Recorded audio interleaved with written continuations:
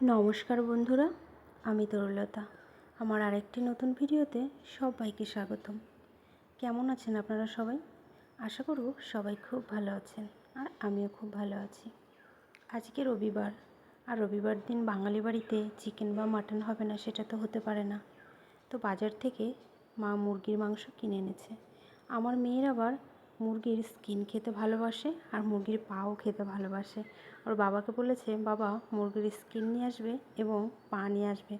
আমাদের বাড়িতে আনা হয় না, তো ওর বায়নাতে আজকে এনেছে। তারপরে মাংসটাকে আমি ভালো করে ধুয়ে জল ছাড়িয়ে একটু লেবু দিয়ে মেখে নিচ্ছিলাম, কারণ এখনকার মুরগির মাংসতে কেমন যেন একটা গন্ধ থাকে, সেই গন্ধটা কাটানোর জন্যই। তারপরে একটা মশলা বানিয়ে নিয়েছি। আমি খুব সাদামাটাভাবেই করছি, মানে সাধারণ যেভাবে করা হয় বাড়িতে রোজ সেভাবেই করছি। কাঁচা জিরে, শুকনো লঙ্কা, আদা, রসুন এগুলো ভালো করে মিক্সিতে দিয়ে পেস্ট করে নিয়েছি। তারপরে লবণ, হলুদ, সর্ষের তেল দিয়ে ওই মশলাটা দিয়ে ভালো করে হাতে সুন্দর করে মেখে নিচ্ছিলাম। আজকে ভিডিও করতে কী যে হচ্ছিলো, শুধু বারবার স্লো মোশন হয়ে যাচ্ছিল।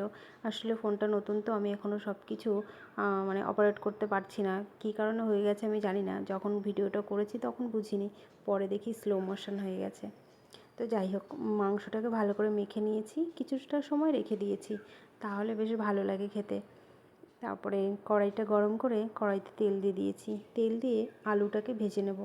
আমাদের বাড়িতে মাংস রান্না হলে আলুটা একটু বেশিই দিই, কারণ আমার মেয়ে আলু খেতে খুবই ভালোবাসে। ও মাংসর থেকে আলুটাই বেশি খায়। কিন্তু এখন মাংসতে না আলুটা বেশি দেওয়া যাচ্ছে না, কারণ এখন আলুগুলো ভীষণই মিষ্টি লাগছে খেতে। আর রান্নাটা মিষ্টি মিষ্টি হয়ে গেলে না একদম ভালো লাগে না খেতে। তো সেই জন্য আমি আলুটা একদমই কম দিয়েছি। আলুটা ভাজার পরে নামিয়ে নিয়েছি, এবং যে তেলটা রয়েছে সেই তেলের মধ্যে আমি একটু গোটা জিরে, শুকনো লঙ্কা দিয়ে দিয়েছি। আর পেঁয়াজ আগে একটু দিয়েছি মাখার সময়, আর কিছুটা রেখে দিয়েছিলাম, সেটা আমি এখন একটু ভেজে দিচ্ছি। পেঁয়াজটা বেশি কাঁচা দিলে না আমার মনে হয় মিষ্টি মিষ্টি লাগে, তো ভেজে দিলে আমার বেশি ভালো লাগে খেতে, সেজন্য আমি ভেজে দিয়েছি। তারপর পেঁয়াজটা যখন ভাজা ভাজা হয়ে যাবে সেই সময় আমি মাংসগুলো দিয়ে দিয়েছি। আমার মেয়ে মাংস খেতে যে এত ভালোবাসে কী বলবো, আর আমিও ভালোবাসি, তবে দিন দিন যেন মাংসের প্রতি চাহিদাটা কমে যাচ্ছে, এখন আর অতটাও ভালো লাগছে না খেতে। তারপর এই যে মিক্সি ধোয়া জলটাও আমি দিয়ে দিয়েছি, যাতে ভালো করে মাংসটা সিদ্ধ হয়ে যায়। জলটা টেনে গিয়েছে প্রায়। যখন তেল, মানে যতক্ষণ না তেলটা ছাড়ছে মাংস থেকে ততক্ষণ আমি কষাতে থাকবো। আমি রান্না করার সময় আমার একটু বেশিই সময় লাগে, কারণ আমি অনেকটা সময় ধরে কষাতে থাকি। আমার যে কোনো জিনিস কষানো ভালো না হলে আমার মনে হয় কি ভালো লাগে না খেতে, যার কারণে আমি অনেকটা সময় ধরে কষাচ্ছিলাম। আর পাশের উনুনে আমি একটু গরম জল বসিয়ে দিয়েছিলাম। মাংস রান্না করলে সবসময় আমি একটু গরম জলটাই ব্যবহার করি, তাহলে ভালো হয়। মাংসগুলোতে মানে গলে যায় না, ঠান্ডা জল দিলে মনে হয় কি মাংসগুলো শক্ত হয়ে যায় না, কেমন জানি মনে হয়।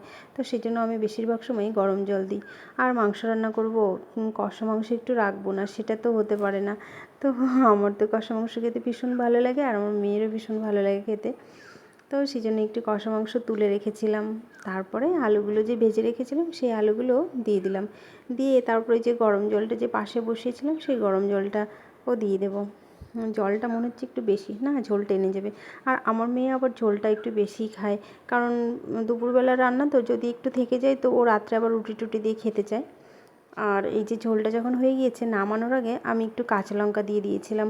কাঁচা লঙ্কা দিলে না বেশ সুন্দর একটা ফ্লেভার আসে। আর যদি কোনো সময় ঝাল কম হয়ে যায়, আমার বর একটু স্পাইসি খাবার খেতে ভালোবাসে, কিন্তু মেয়ে আছে তো ওই জন্য অত বেশি ঝাল দিতে পারি না, সেজন্য একটু কাঁচা লঙ্কা দিয়ে দিলাম। যদি প্রয়োজন হয় তো মেখে নেবে ভাতের সঙ্গে। তো এই যে মাংসটা হয়ে গিয়েছে, আর লাস্টে গিয়ে আমি একটু বাটা গরম মশলা দেবো।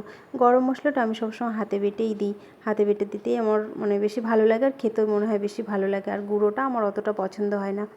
তো যাই হোক, আজকে রবিবারের মাংস রান্না আপনাদের কেমন লাগলো সবাই জানাবেন। আর রবিবার দিন তো সবার বাড়িতেই মাংস হয়, তাই না?